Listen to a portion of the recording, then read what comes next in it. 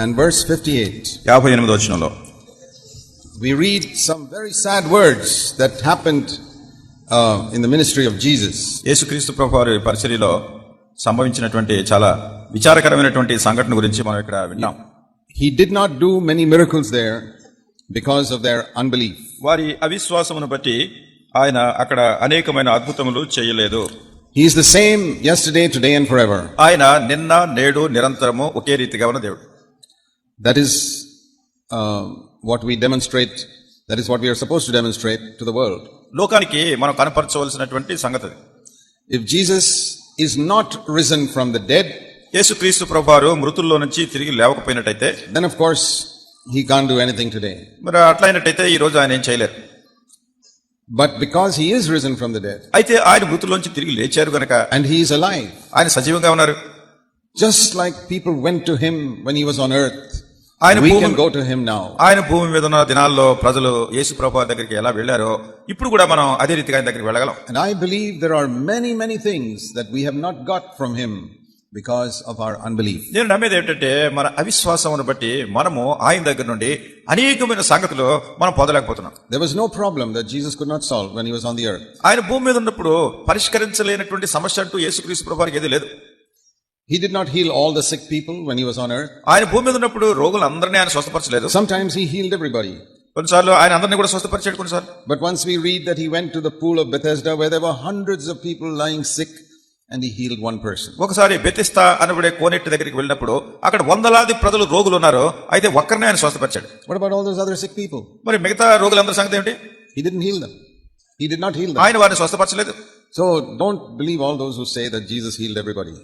యేసుక్రీస్తు ప్రభువారు అందరినీ కూడా స్వస్థపరుస్తాడు అనేటటువంటి మాట You నమ్మకండి. read John chapter 5, it is very clear that he healed only one person from that big crowd. యోహాను సువార్త 5వ అధ్యాయంలో ఆ వచనం చాలా స్పష్టంగా చెప్తుంది, అంతమంది జన సమూహంలో కూడా ఆయన ఒక్కరినే స్వస్థపరిచారు. So even today, ఈ రోజు there are so many hundreds of people Jesus never heals. మరి అనేక మంది వందలాది ప్రజలు స్వస్థపరచబడినటువంటి వారు, యేసుక్రీస్తు ప్రభువారు స్వస్థపరిచిన వాళ్ళు. I'm sure there were many people in Israel with many problems and Jesus never solved their problems. నేను అనుకుంటాను ఇశ్రాయేల్లో అనేక మంది ప్రజలు అనేకమైనటువంటి సమస్యలు కలిగిన వాళ్ళు ఉన్నారు, వాళ్ళ సమస్యలను యేసు ప్రభువారు పరిష్కరించలేదు. Even today there are many people with many problems but their problems are not solved. ఈ రోజు కూడా అనేక మంది ప్రజలు అనేకమైనటువంటి సమస్యలు కలిగి ఉన్నారు, వాళ్ళ సమస్యలకు పరిష్కారం కాలేదు. Even though Jesus is alive. యేసుక్రీస్తు ప్రభువారు సజీవంగా But ఉన్నారు. one thing we know. అయితే ఒకటి ఎరుగుదాం, If anybody came to Jesus యేసుక్రీస్తు ప్రభువారి దగ్గరికి ఎవరైనా and వస్తే, said, Lord, I believe you can solve my problem. ప్రభువా నేను నమ్ముతున్నాను, నా సమస్యను పరిష్కరించగలవు, And never gave up but kept on persisting. నీవు దాన్ని విడిచిపెట్టకుండా ఎల్లప్పుడూ అలా అడుగుతూనే వస్తున్నావు.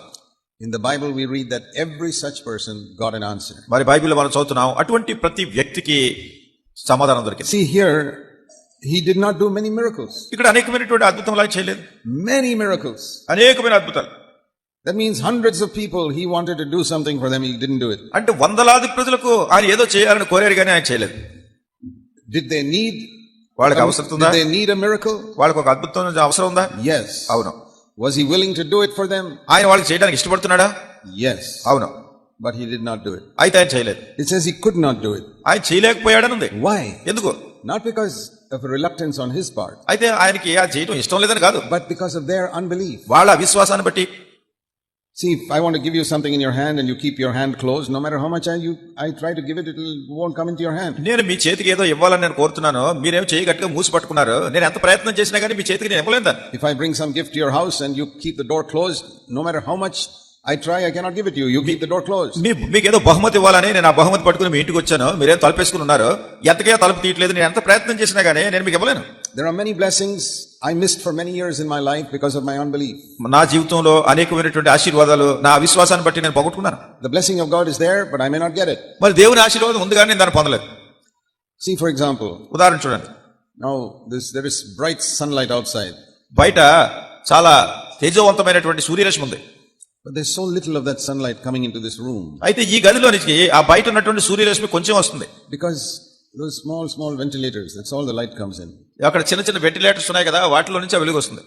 We can say the sunlight is a picture of God's blessing. మనం చెప్పొచ్చు బయట ఉన్న సూర్యరశ్మి దేవుని యొక్క ఆశీర్వాదాలు. And those little ventilators are the size of your faith. ఆ చిన్న చిన్న వెంటిలేటర్లు మీ విశ్వాసం ఎంత తక్కువ పరిమాణంలో ఉందో చూపిస్తున్నాయి. So that's all the light you'll get. అందుకే దాన్ని బట్టి ఆ కొంచెం వెలుగు వస్తుంది. If you have no faith, ఒకవేళ నీకు విశ్వాసం లేకపోతే, that is like closing up all those with some black cloth. ఈ వెంటిలేటర్స్ అన్ని కూడా ఒక నల్లటి బట్టతో దాన్ని మూసేశారనుకోండి. It will be completely dark here ఇంక పూర్తిగా ఇక్కడ చీకటి అయిపోతుంది if you don't have these lights. ఈ వెలుగు లేకపోతే. But it will be very bright outside. అయితే బయట మాత్రం ఎంతో సూర్యరశ్మి వెలుగుంటుంది. But if another person builds a house ఇంకో వ్యక్తి ఇల్లు కట్టుకున్నాడు, with huge windows all over, ఎక్కడ చూసినా పెద్ద పెద్ద కిటికీలు పెట్టేశాడు. how bright his room will be. అబ్బా, గదిలోకి ఎంత వెలుగు వచ్చేస్తుంది. That is a picture of faith. అది విశ్వాసం అనే దాని పటం. Or use another illustration. ఇంకొక ఉదాహరణ చెప్తాను. In the Bible, rain is a picture of God's blessing. మరి బైబిల్లో ఈ వర్షం అనేటటువంటిది దేవుని ఆశీర్వాదానికి ఒక పటంగా It's a చూపించబడింది. picture of the Holy Spirit. అది పరిశుద్ధాత్మ రావటం అనేది. The Bible says there shall be showers of blessing. అది ఈ ఆశీర్వాదాలు కుమ్మరించబడటం కురీటు అని దేవుని వాక్యంలో చూస్తాం. In Ezekiel 34, there shall be showers of blessing. Ezekiel 34 అధ్యాయంలో దేవుని యొక్క ఆశీర్వాదాలు కుమ్మరించబడటం. But how much will you get? అయితే దానిలో ఎంత మీరు పొందుతున్నారు? Supposing you put a small cup outside your house. ఒకవేళ మీ ఇంటి బయట ఒక చిన్న కప్పు పెట్టారు బయట, You will get 1 cup of water. ఆ కప్పు నిండా ఉన్న నీళ్లే వస్తాయి మీకు. Another person puts a huge tub outside his house. ఇంకొక ఆయన ఉన్నాడు, తన ఇంటి బయట ఒక పెద్ద నీళ్ల తొట్టి పెట్టాడు. He gets so much water. ఆయనకి ఎక్కువ నీళ్లు పడతాయి దానిలో. Why he got more water and you got so little? మరి ఆయనకి అన్ని ఎక్కువ నీళ్లు ఎందుకు వచ్చినాయి, మీకు ఏదో చిన్న కప్పు నీళ్లు ఎందుకు వచ్చినాయి? It's not because God is partial to him and does not love you. దేవుడు ఆయన ఏళ్ళ పక్షపాతం చూపించాడు, మిమ్మల్ని ప్రేమించట్లేదని కాదు. There is a law in scripture. లేఖనంలో ఒక నియమం ఉంది. That law is written in Matthew chapter 9 మత్తయి సువార్త 9వ అధ్యాయంలో ఆ నియమం చెప్పబడింది. and verse 29. 29వ వచనం. Let it be done to you according to your faith. మీ విశ్వాసమును అనుసరించి అది నీకు కలుగును గాక. So if your faith is the size of a cup, that's all you'll get. మీకున్నటువంటి విశ్వాసం అంతా ఒక కప్పు పరిమాణంలో ఉందనుకోండి, మీకు అంతే వస్తుంది. If your size is of a tub, you get more. ఒకవేళ మీ విశ్వాసం పెద్ద నీళ్ల తొట్టి అంత పరిమాణంలో ఉంటే మీకు ఎక్కువ వస్తుంది. See, the rain can fall on all of us equally. కానీ వర్షం అనేది ప్రతి వాళ్ళకి సమంగానే కురుస్తుంది. But how much you get depends on the size of your cup. అయితే మీ పాత్ర ఎంత ఏ సైజులో పెట్టారో దాని మీద ఆధారపడి మీకు వర్షం వస్తుంది. See, haven't you seen in your house? మీ ఇంట్లో చూసారా, When they connect a water pipe from the tank to your house. పైన వాటర్ ట్యాంక్ నుంచి ఒక వాటర్ పైప్ మీ ఇంటికి పెట్టారనుకోండి, If only half-inch pipe, ఒక అరంగుళం వెడల్పున పైప్ పెడితే only that much water will come. అంతే ధారాళంగా నీళ్ళు వస్తాయి. If somebody puts a 1-inch pipe, ఎవరో ఒక అంగుళం ఉన్న పెద్ద పైప్ పెడతారు, the water rushes more. నీళ్లు బాగా పొర్లి ప్రవహిస్తాయి. If somebody puts a 2-inch pipe, ఇంకొక ఆయన 2 అంగుళాలు మంది ఉన్న పైప్ పెడతాడు, can you imagine how much water ఇంకా will rush ఎక్కువ నీళ్లు ఎంత వస్తాయి ఊహించండి. So it doesn't depend on, it depends on the size of your faith. కనుక మీ విశ్వాసము ఎంత పరిమాణంలో ఉంది దాన్ని ఆధారంగా చేసుకుని వస్తున్నాయి. The Bible says the river of God is full of water. మరి బైబిల్ చెప్తుంది దేవుని నది నీళ్లతో నింపబడి ఉంది. But we don't get it all. అయితే అది అదంతా మనకు రావట్లేదు. The law is according to your faith be it unto you. మరి ఇక్కడ ప్రభువారు చెప్పారంటే ఏం చెప్పారంటే, నీ నమ్మిక చొప్పున నీకు కలుగును కాక. Now we can't have faith for anything we like. మన ఇష్టం వచ్చిన ప్రతిదానికి కూడా మన నమ్మిక కలిగి విశ్వాసం కలిగి ఉండలేం. That is the foolish teaching that so many preachers are preaching today. ఈ దినాల్లో అనేక మంది బోధకులు ఇటువంటి బుద్ధిహీనమైన బోధలు చేస్తున్నారు. They say go and ask God for anything. వాళ్ళు అంటారు ఏదైనా నువ్వు దేవుడిని అడుగు ఇస్తారంటారు. You can go and ask for 1 crore rupees from God and He'll give it to you. నువ్వు 1 కోటి రూపాయలు కావాలంటే వెళ్ళి దేవుడిని అడుగు, 1 కోటి రూపాయలు కావాలని నేను కోటి ఇచ్చేస్తాడు. That usually they teach people to ask for material things. సాధారణంగా ప్రజలను ఈ భూ సంబంధమైనటువంటి విషయాలు అడగడానికి బోధిస్తారు. And I remember the words of Jesus. యేసుక్రీస్తు ప్రభువారి మాటలు నాకు జ్ఞాపకం ఉన్నాయి. You are of the earth and therefore you mind earthly things. మీరు భూ సంబంధమైన వాళ్ళు కనుకే భూ సంబంధమైన సంగతులు మనసులో They పెట్టుకుంటారు. all belong to the earth. మీరు భూమికి చెందిన వాళ్ళు. Jesus said, I am from above. యేసు ప్రభువారు అన్నారు, నేను పైనుండి వచ్చినవాడు. We cannot ask God for anything. కనుక మన ఇష్టం వచ్చినట్టు ఏదైనా దేవుడిని అడగడానికి వీలేదు. I know that one day I will have a resurrection body. నాకు తెలుసు ఒక దినాన్ని నేను పునరుత్థాన దేహాన్ని కలిగి ఉంటాను. But I'll get that in the future. అది భవిష్యత్తులో నేను కలిగి ఉంటాను. I can't say, Lord, I want it now. అయితే ప్రభు ఇప్పుడే నాకు పునరుత్థాన దేహం ఇయ్యని నేను అడగడానికి వీలేదు. See, you can see that I don't have much hair on my head. మీరు చూడొచ్చు నా తల మీద ఎక్కువ వెంట్రుకలు లేవు. But it's good to have hair. మరి తల వెంట్రుకలు ఉంటే మంచిదే. Yes or no? అవును కదా. Yeah, when you go in the sun, oh, it's bad when I don't have hair. ఎందుకంటే మీరు బయట ఎండలోకి వెళ్ళినప్పుడు తల మీద వెంట్రుక లేకపోతే తలంతా మాడిపోతుంది. You people don't realize how lucky you are that you got hair. కనుక మీకు అందరికీ తల మీద వెంట్రుకలు ఉన్నాయి, మీరు ఎంత అదృష్టవంతులు. You don't need a cap. I need a cap when I go into the sun. మీరు ఎందుకు పైన టోపీ పెట్టుకోకర్లేదు, నేను ఎండలో వెళ్తే నేను టోపీ So పెట్టుకున్నాను. supposing I pray, ఒకవేళ ప్రార్థన చేస్తాను, Lord, I want hair. ఓ ప్రభు నాకు తల వెంట్రుకలు కావాలి, Because it's so hot outside. ఎందుకంటే బయట చాలా ఎండగా ఉంది. I believe you're going to give me hair. నేను నమ్ముతున్నాను నువ్వు ఇస్తావని. I fast and I pray, Lord, I believe. నేను ఉపవాసం ఉండి ప్రార్థన చేస్తున్నాను, నేను నమ్ముతున్నాను. I can pray, I can fast, I won't get any hair. ప్రార్థన చేస్తాను, ఉపవాసం ఉంటాను, అన్ని చూస్తాను, కానీ తల మీద వెంట్రుకలు రావు. After 1 year, I will lose some hair, not get some hair. ఒక సంవత్సరం అయిన తర్వాత ఇంకా కొన్ని ఊడిపోతాయి తప్ప నాకు కొత్త వెంట్రుకలు ఏమి రావు. Why? ఎందుకో I need it. నాకు అది కావాలి. Why doesn't God give it? మరి ఎందుకు దేవుడు ఇవ్వట్లేదు? Is there a promise in scripture? That is the question. లేఖనంలో వాగ్దానం ఉందా, అది ప్రశ్న ఎక్కడ. See, just because Abraham got a child when he is 100 years old, అబ్రహాముకి 100 సంవత్సరాల వయసులో ఒక బిడ్డ పుట్టాడు కనుక, Sarah was 90 years old. ఆ సమయంలో శారాకు 90 సంవత్సరాలు. Supposing there's some 90-year-old sister here. ఒకవేళ ఇక్కడ ఎవరైనా 90 సంవత్సరాల వయసున్న సహోదరి ఎవరైనా ఉన్నారు అనుకోండి. God, I'm going to have a child. ఓ దేవా, నాకు ఒక బిడ్డ పుడతాడు. I believe. నేను నమ్ముతున్నాను. You gave Sarah a child, you can give me a child. శారాకు నువ్వు కొడుకునిచ్చావు, నాకు కూడా కొడుకుని. It's all foolishness. ఇదంతా మన అవివేకత. Why did Sarah get a child? ఎందుకు శారా ఒక బిడ్డను పొందింది? Not because she wanted it. ఆమె కావాలని కోరినందుకు కాదు. Yes, she wanted it. It's true. కావాలనుకున్న సత్యమే. But so many women want children, they don't get it. అయితే అనేక మందికి పిల్లలు కావాలనుకుంటున్నారు కానీ వాళ్ళు పొందట్లేదు. The reason Sarah got a child, listen, is not just because she wanted it. Sarah కొడుకును పొందటానికి కారణం ఆమె కావాలని కోరినందువల్ల మాత్రమే కాదు. Because God gave her a promise. దేవుడు ఆమెకు ఒక వాగ్దానం ఇచ్చాడు. Faith is based on the promise of God. విశ్వాసం అనేది దేవుడిచ్చే వాగ్దానం మీద ఆధారపడి ఉంటుంది. You may want 101 things. నీకేదో 101 సంగతులు నీకు కావాలని, I want hair on my head. నా తల మీద వెంట్రుకలు కావాలని నేను అనుకుంటున్నాను. But I look for a promise. అయితే నేను వాగ్దానం కోసం చూస్తున్నాను. Yeah, and I see one promise that I will get hair on my head. ఇక్కడ ఒక వాగ్దానం ఉంది, నా తల మీద తల వెంట్రుకలు వస్తాయని. Yeah, it's here. ఏంటది?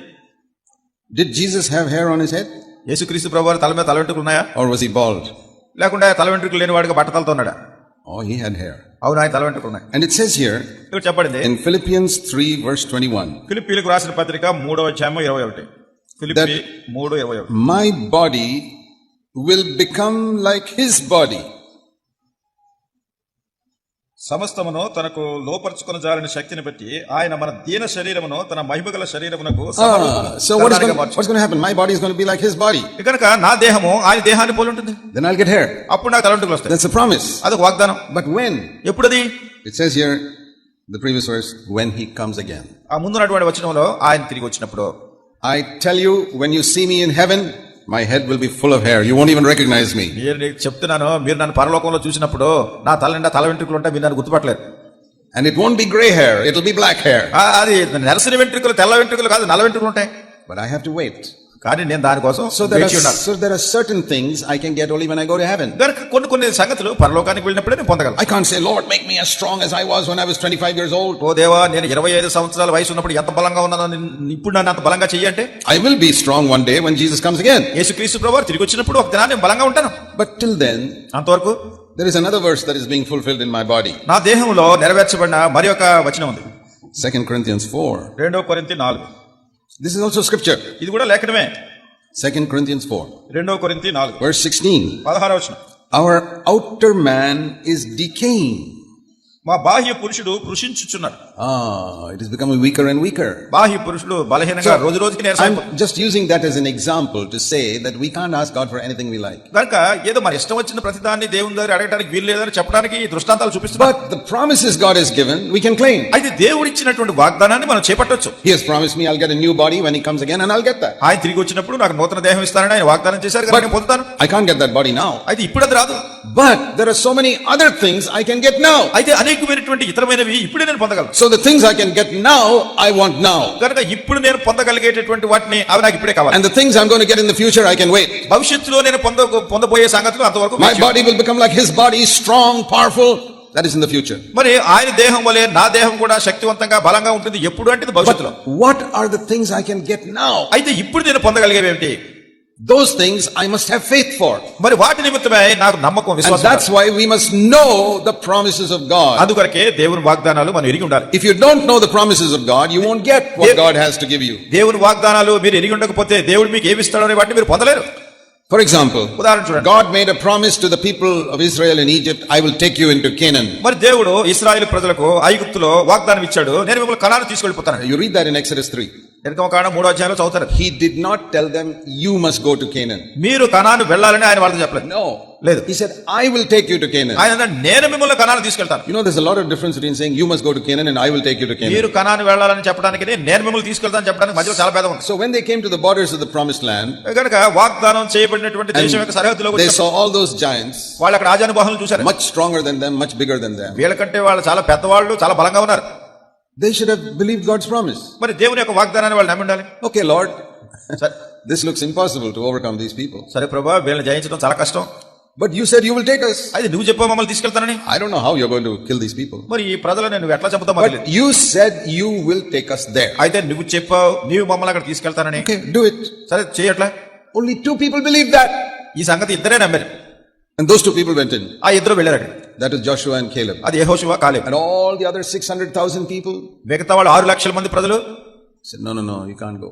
లేదు మీరు వెళ్ళలేరు అక్కడ. God said, okay, according to your faith, be it unto you. కనుక దేవుడు అన్నాడు మీ నమ్మిక చొప్పున మీకు అట్లనే జరుగుతుంది. 2 of you have faith that you'll go in, you will go in. మీలో ఇద్దరికి విశ్వాసం ఉంది, దానిలోకి వెళ్తామని మీరు వెళ్తారు. 600,000 people, you don't believe I can take you in, you will not go in. 6 లక్షల మంది ప్రజలు నేను మిమ్మల్ని అక్కడ తీసుకుని వెళ్తానని మీకు నమ్మకం లేదు కనుక మీరు వెళ్ళరు. You see how the law works? చూడండి ఇక్కడ నియమం ఎట్లా పనిచేస్తుందో. The law does not work according to God's plan.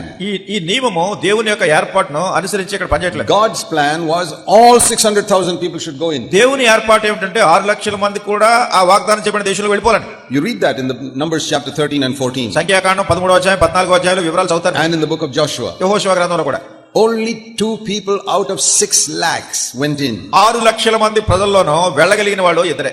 How few people have faith. ఎట్లా ఇద్దరికి విశ్వాసం ఉండింది? Sometimes we think కొన్నిసార్లు మనం అనుకుంటాం that if most of the Christians believe something, it must be true. క్రైస్తవులు అనేకులు నమ్ముతున్నారంటే అది సత్యమై ఉండాలనుకుంటాం. If only 2 people believe something, it may be wrong. ఒకవేళ ఎవరో ఇద్దరే నమ్ముతున్నారనుకో లేదు వీళ్ళ తప్పు In the wilderness, that is what they also said. వాళ్ళు కూడా అదే చెప్పారు. How can these 600,000 people be wrong and only 2 people are right? 6 లక్షల మంది తప్పు ఎలాగవుతారు, ఇద్దరు చెప్పిందే సరిగా ఎలా అవుతుంది? 600,000 people can't be wrong. కనుక 6 లక్షల మంది తప్పు చేయడానికి వీల్లేదు. Let me ask you. మిమ్మల్ని అడుగుతాను. Supposing you see one church with 600,000 people, another church with 2 people, which church will you join? ఒక సంఘం ఉంది, దానిలో 6 లక్షల మంది సభ్యులు ఉన్నారు. ఇంకొక సంఘం ఉంది, దానిలో ఇద్దరే సభ్యులు ఉన్నారు. మీరు దేనికి వెళ్తారు? I think we'll say it is safer to join 600,000 people because there's so many people are there. ఏమనుకుంటారంటే ఈ 6 లక్షల మంది సభ్యులుగా ఉన్న సంఘానికి వెళ్ళటమే మనకి క్షేమం, ఏది వచ్చినా కానీ అన్ని చూసుకుంటాం. And that is what they did. అదే వాళ్ళు చేశారు. And all of them perished. వాళ్ళందరూ నాశనం అయిపోయారు. If I were to make a choice, ఒకవేళ నేను కనుక తీర్మానం చేస్తాను, 600,000 people here, 2 people here, ఇక్కడ 6 లక్షల మంది ఉన్నారు, ఇక్కడ ఇద్దరే ఉన్నారు. I will ask myself, who is the one who has faith in God? నేను ప్రశ్న వేసుకుంటాను, దేవుని యందు ఎవరికి విశ్వాసం ఉంది? I don't care if it is only one person. ఒకవేళ ఒక వ్యక్తినా పర్వాలేదు. I want to stand with those who have faith in God. దేవుని యందు విశ్వాసం ఉన్న వ్యక్తి పక్కన నేను నిలబడాలనుకుంటా. Even if 100 lakhs people are on the other side, I don't want to be with them. ఒకవేళ 10 లక్షల మంది ప్రజలు ఇంకో ప్రక్కన ఉన్నా కానీ దాని గురించి పట్టించుకోను. You must make that decision. మీరు ఆ తీర్మానం చేసుకోవాలి. I must join the people who have faith in God, దేవుని యందు విశ్వాసం ఉన్నటువంటి ప్రజలతో నేను చేరి ఉండాలి. who believe the promises of God, దేవుని వాగ్దానాలు నమ్మేవాళ్ళు, not who pray for stupid things which God has not promised. దేవుడు వాగ్దానం చేయనటువంటి అవివేకమైన బుద్ధిహీనమైన వాటిని కావాలని నమ్మేవాడు కాదు. God has never promised you a big house, big car, big so many things like that on దేవుడు earth. మీకు ఏదో పెద్ద ఇల్లు, పెద్ద కారు ఇలాంటివన్నీ ఇస్తారని ఎక్కడ వాగ్దానం చేయలేదు. He told us to pray for our daily bread. మన అనుదిన ఆహారం కొరకు ప్రార్థన చేయమని. Our Father who art in heaven, పరలోకమందున మా తండ్రి, give us this day our daily bread. మా అనుదిన ఆహారం మాకు అనుగ్రహించు. He didn't even say give us this day our daily ice cream. మాకు ఈ రోజు కావాల్సిన ఐస్ క్రీమ్ మాకు ఇవ్వని కూడా చెప్పలేదు. We don't pray for ice cream. If God gives it, we eat it. No problem. Ice cream గురించి ప్రార్థన చేయకూడదు. దేవుడు ఇస్తే తినండి పర్వాలేదు. But that's not what I'm praying for. అది దాని గురించి ప్రార్థన చేయట్లేదు. I pray for bread. ఆహారం. So, if we pray for things God has not promised, దేవుడు వాగ్దానం చేయనటువంటి సంగతుల గురించి మనం ప్రార్థన చేస్తే, see, Joshua and Caleb said, Lord, take us into Canaan. యెహోషువ కాలేబు అన్నారు, ప్రభువా మమ్మల్ని కనాన్లోకి తీసుకెళ్ళు. He took them. ఆయన వారిని తీసుకెళ్ళాడు. Supposing he said, Lord, take us not only to Canaan, but America, Spain, England, India, all over, they would not have got all that. ఒకవేళ వాళ్ళు ప్రభువా మమ్మల్ని కనానే కాదు, అమెరికా తీసుకెళ్ళి, ఇంగ్లాండ్ తీసుకెళ్ళి, జపాన్ తీసుకెళ్ళి, స్పెయిన్ తీసుకెళ్ళి ఇలా అడుగుతున్నారు అనుకోండి. ఒకవేళ దేవుడు తీసుకెళ్ళి ఉండేవాడు కాదు. God had promised Canaan. He said, that if you ask, I'll give you. దేవుడు వాగ్దానం చేశాడు, కనాన్ తీసుకెళ్తానని. అది మీరు అడిగితేనే తీసుకెళ్తాను. But if they pray, give me whole of China, whole of India, they're not going to get it. నాకు China అంతా వెళ్ళాలి, ఇండియా అంతా వెళ్ళాలి ప్రార్థన చేస్తే దేవుడు I'm just using an example. మీకు చిన్న ఉదాహరణ చెప్తున్నా. You must know what God has promised. అసలు దేవుడు ఏ వాగ్దానం చేశాడో అది మీరు ఎరిగి ఉండాలి. And ask for that. దాని గురించి అడగాలి. And other things, if God may give it, He may not give it, it doesn't matter. ఇతరమైనటువంటివి దేవుడు మీకు ఇచ్చినా ఇవ్వకపోయినా దాని గురించి పట్టింపు. So, I want to show you something God has promised. దేవుడు వాగ్దానం చేసిన ఇంకో మరి సంగతి చూపిస్తాను. See, I was thinking, what are the 3 areas where we really have problems on this earth, believers? ఈ భూమి మీద విశ్వాసులంగా మన సమస్యలు కలిగేటటువంటి 3 ప్రదేశాలు, 3 ప్రాంతాలు ఏంటి మనకి? Our number 1 area is sin. మొట్టమొదటి సంగతి మన సమస్య కలిగి ఉండేది ఏంటంటే పాపం. That is always number 1. అది ఎప్పుడు కూడా మొట్టమొదటిది. We sometimes don't make that number 1. దాన్ని మొదటి దానిగా పెట్టుకోం. We think our number 1 problem is we are not married, or we don't have a job, or don't have a house. మనం ఏమనుకుంటామంటే మన మొట్టమొదటి సమస్య ఏమిటంటే పెళ్లి కాలేదు, లేకుంటే ఉద్యోగం రాలేదు, లేకుంటే ఇల్లు కట్టుకోలేదు, ఇవి అనుకుంటాం. That is a problem, but that is not number 1. అది సమస్య, కానీ మొదటి సమస్య కాదు అది. Number 1 is sin. మొట్టమొదటి సమస్య ఏమిటంటే పాపం. So you must, because that is the number 1 problem Jesus came to deal with.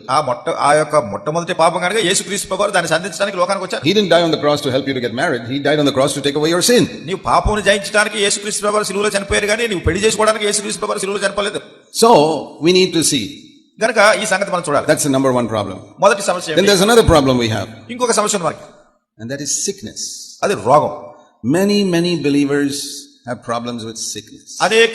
అనేక మంది విశ్వాసులు రోగం అంటే అనారోగ్య సమస్య కలిగి ఉంటారు. And some people say, no, God is not interested in healing your sickness. మరి కొంతమంది అంటారు దేవుడు మీ యొక్క రోగాన్ని బాగు చేయడంలో ఆయనకి శ్రద్ధ లేదు, He's only interested in sin.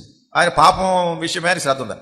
But if the devil makes me sick, how will I serve God? మరి అపవాది నన్ను రోగస్తునిగా చేస్తే నేను దేవుడు ఎట్లా సేవ చేస్తాను? So God is interested in helping you in your sickness also. కనుక నీ అనారోగ్యం బాగు చేయడంలో కూడా దేవుడు శ్రద్ధ కలిగి ఉన్నాడు. And the third area ఈ మూడవ సంగతి ఏంటంటే is all the material things around us. We have problems in relation to them also. మన చుట్టూ ఉన్నటువంటి రకరకాల ఈ భూ సంబంధమైనటువంటి సంగతులు, వాటితో మనం కలిగి ఉండే సంబంధ బాంధవ్యాలు, దాంట్లో సమస్య, earthly needs. భూ సంబంధమైన అక్కర్లు. Like you need a job, otherwise how will you feed your family? మరి నీకు ఉద్యోగం కావాలి, లేకుంటే నీ కుటుంబాన్ని ఎట్లా పోషిస్తావు? You need money to educate your children, otherwise how will they get a job to? నీ పిల్లలను చదివించుకోవాలంటే నీకు డబ్బు ఉండాలి, లేకుంటే తర్వాత వాళ్ళకి ఉద్యోగం ఎట్లా వస్తుంది? You need a house to live in, otherwise you can't live in the outside in the sun and the rain. నువ్వు నివసించడానికి ఒక ఇల్లు ఉండాలి, లేకుంటే ఎండలోను వర్షంలోనూ ఉండలేవు కదా నువ్వు. And we need clothes because the clothes get worn out after some time. మనకు బట్టలు కావాలి, ఎందుకంటే కొన్ని రోజులు అయిన తర్వాత ఉన్న బట్టలు పాతవైపోయి చిరిగిపోతాయి. These are the earthly things. Is God interested in that? ఇవి భూ సంబంధమైనటువంటి సంగతులు. దేవుడు వీటిలో శ్రద్ధ కలిగి ఉన్నాడా? He is interested. అవును, ఆయన శ్రద్ధ ఉంది. That's why he taught us to pray for our daily bread. అందుకొరకే మన అనుదిన ఆహారం కొరకు ప్రార్థన చేయమని ప్రభు చెప్పారు. So I was wanted to think about these three areas. కనుక ఈ మూడు ప్రాంతాల గురించి మనం తలంచాలని అనుకుంటున్నాను. Because you know, if you're always sick, you can get discouraged. మీరు ఎప్పుడు అనారోగ్యంతో రోగంతో ఉన్నారనుకోండి, మీరు నిరుత్సాహపడిపోతారు. And if you are always having financial difficulties, also you'll get discouraged. మీకు ఎప్పుడు చూసినా ఆర్థిక సంబంధమైన ఇబ్బందులే ఉన్నాయనుకోండి, మీరు నిరుత్సాహపడిపోతారు. So God has to do something to help us in these three areas. కనుక ఈ మూడు ప్రాంతాలను కూడా మనకు సహాయం చేయడానికి దేవుడు ఏదో You చేయాలి. know, let's turn to Psalm 119, 119వ Keerthana verse 133. 133వ వచనం. That's the verse we've been looking at this whole week. ఈ వారం అంతా కూడా ఇదే మాట మనం చదువుతూ ఉండినాం. And in one translation, ఒక తర్జుమాలో, in English there's a translation called Good News Bible. English లో గుడ్ న్యూస్ బైబిల్ అని ఉంటుంది. And in the Good News Bible it says like this. ఆ గుడ్ న్యూస్ బైబిల్లో ఈ మాటలు ఎట్లా రాయబడ్డాయంటే, Lord, as you have promised ఓ ప్రభా, నువ్వు వాగ్దానం చేసిన రీతిగా in your word, నీ వాక్యంలో keep my footsteps from committing sin. నా అడుగులను పాపం చేయకుండా నన్ను స్థిరపరచు. That's very good. చాలా మంచిది అది. When here it says according to your word, it means according to the promises in your word. అంటే నీ యొక్క వాక్యమును బట్టి, అంటే నువ్వు వాక్యంలో చేసిన వాగ్దానాన్ని అనుసరించి. That is correct what it means. దాని అర్థం అదే, మంచిదే. Put my footsteps in your word నా యొక్క అడుగులు నీ యొక్క వాక్యములో స్థిరపరచు means help me to stand on your promises. దాని అర్థం ఏంటంటే నీ వాగ్దానాల మీద నేను నిలబడేటట్టు నాకు సహాయం చేయి. There's a song like that in English, standing on the promises of God. English లో ఒక పాట ఉంది, దేవుని యొక్క వాగ్దానాల మీద నిలబడి. You know, the Lord told Joshua ప్రభు యెహోషువతో చెప్పారు when he was going into Canaan, కనాను వెళ్తున్నప్పుడు, Joshua chapter 1, యెహోషువ గ్రంథము he మొదటి told him something about footsteps. ఈ అడుగుజాడల గురించి చెప్పారు. Joshua chapter 1, యెహోషువ మొదటి అధ్యాయం verse 3. మూడవ వచనం. Every place where your foot treads, I've given to you. మీరు అడుగు పెట్టు ప్రతి స్థలమును మీకు ఇచ్చుచున్నాను. So if your foot does not go and stand there, you won't get it. ఒకవేళ మీరు ఒక స్థలంలో అడుగు పెట్టలేదు అంటే అది మీకు రాదు. Supposing there are 5 promises of God here, ఇక్కడ దేవుడు 5 వాగ్దానాలు ఉన్నాయి. and I put my foot on 2 of them. వాటిలో రెండింటి మీద అడుగులు పెట్టాను. Those 2 I get. ఆ రెండు నాకు వస్తాయి. I don't put my foot on the other 3. నేను మిగతా మూడింటి మీద అడుగులు పెట్టట్లేదు. I don't get them. అవి నేను పొందలేదు. Another brother, ఇంకో he సహోదరుడు, puts on all 5. ఆయన 5 వాగ్దానాల మీద అడుగులు He పెట్టాడు. gets more than me. నాకంటే ఎక్కువ ఆయనకు వస్తున్నాయి. Because every place where your foot treads, I've given to you. ఎందుకనగా మీరు అడుగు పెట్టు ప్రతి స్థలమును నేను మీకు ఇచ్చున్నాను. So in God's word, when David says, direct my footsteps according to your word, కనుక దేవుని యొక్క వాక్యములో నీ యొక్క వాక్యమును బట్టి నా అడుగులు he's స్థిరపరచు. saying, Lord, help me to put my footsteps in every promise in your word. ఆయన అంటున్నాడు, దేవా నీ వాక్యములో ఉన్నటువంటి ప్రతి వాగ్దానం మీద నా పాదములు పెట్టు. There is a promise. అవును, అక్కడ వాగ్దానం. I'm going to put my foot there. అక్కడ అడుగు And పెడతాను. I'm going to claim that. దాన్ని నేను And here's another promise. ఇక్కడ వాగ్దానం ఉంది. I'm going to take that. నేను అది And తీసుకుంటాను. there's another one. అక్కడ కూడా ఉంది. Can you imagine if we keep on finding the promises in God's word and claiming them? మీరు ఊహించగలరా దేవుని యొక్క వాగ్దానాలు ఎట్లా కనుగొని వాటిని మీరు చేపడుతూ వస్తున్నారు? We will become so spiritually rich. ఆత్మీయంగా మనం ఎంతో ఐశ్వర్యవంతులు అయిపోతాం. And from my young age, I've had a great desire to put my footsteps into all the promises in God's word. నా చిన్న వయసు నుండి కూడా దేవుని యొక్క వాక్యములో నా యొక్క అడుగులు నేను పెట్టాలని నాకు గొప్ప కోరిక ఉండేది. దేవుని వాగ్దానాలు Because if God has given it to me, why not take it? ఎందుకంటే దేవుడు ఇస్తున్నాడు, ఎందుకు తీసుకోకూడదు?